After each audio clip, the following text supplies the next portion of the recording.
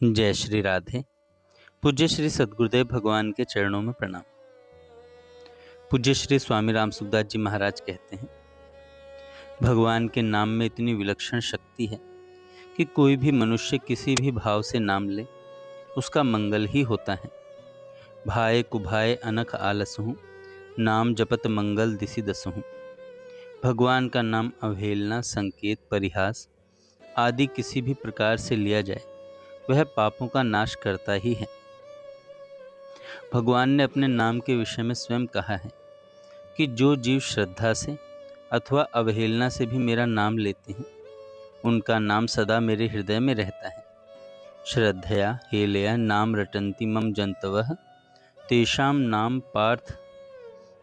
नाम सदा पार्थ वर्तते हृदय मम। एक साधक ने पूछा, स्वामी जी, गुड़ का नाम लेने से मुख मीठा नहीं होता, फिर भगवान का नाम लेने से क्या होगा? स्वामी जी महाराज कहते हैं, जिस वस्तु का नाम गुड़ है उसके नाम में गुड़ नाम वाली वस्तु का अभाव है, अर्थात गुड़ के नाम में गुड़ नहीं है। और जब तक गुड़ का रसेंद्रिय जीभ के साथ संबंध नहीं होता तब तक मुख मीठा नहीं होता, क्योंकि जीभ में गुड़ मौजूद नहीं है। ऐसे ही धनी का नाम लेने से धन नहीं मिलता, क्योंकि धनी के नाम में धन मौजूद नहीं है, परंतु भगवान के नाम में भगवान मौजूद हैं। नामी भगवान से नाम अलग नहीं है और नाम से नामी अलग नहीं है।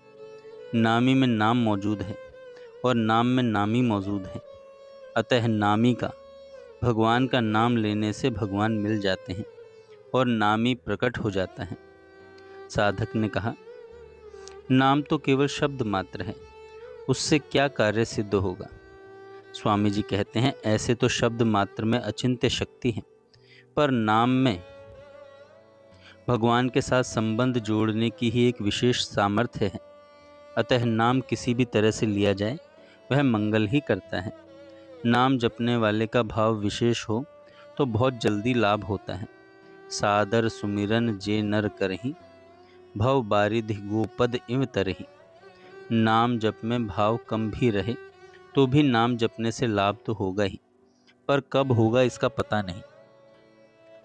नाम जप की संख्या ज़्यादा बढ़ने से भाव बन जाता है, क्योंकि नाम जप करने वाले के भीतर सूक्ष्म भाव रहता ही है।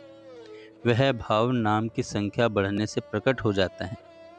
नाम जप क्रिया नहीं है, प्रत्युत उपासना है, क्योंकि नाम जप में जापक का लक्ष्य संबंध भगवान से रहता है।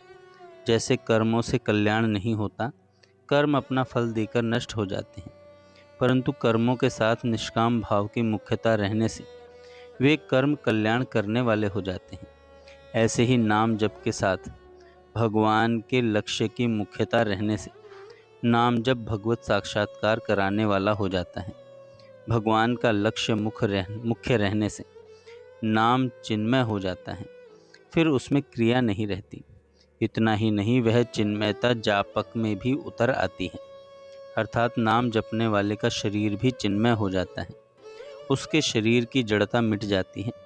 जैसे तुकाराम जी महाराज सशरीर वैकुंठ चले गए, मीराबाई का शरीर भगवान के विग्रह में समा गया, कबीर जी का शरीर अदृश्य हो गया और उसके स्थान पर लोगों को पुष्प मिले।